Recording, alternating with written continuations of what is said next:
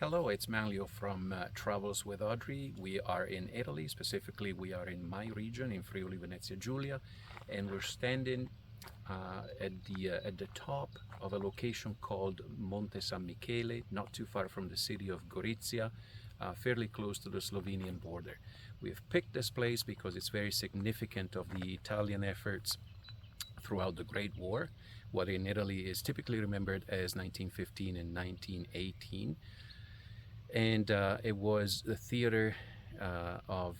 very fierce fighting between Italian troops and very valiant Austrian-Hungarian troops, specifically in 1915 and 1916.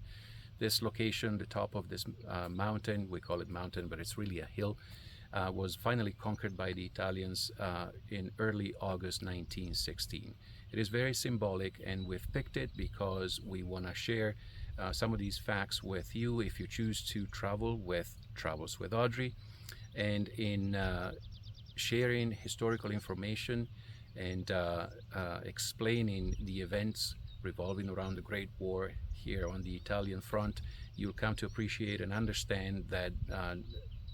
the Great War was not only and not specifically centered along the French and Belgian borders,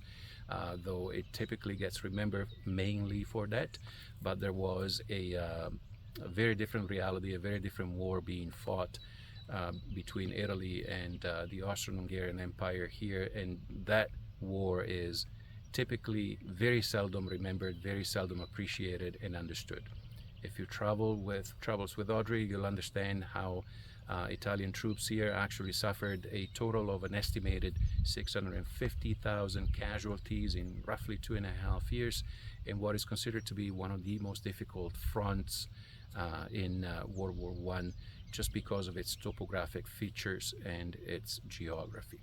So if you choose to Travels with Audrey, I will be your personal host, and I will be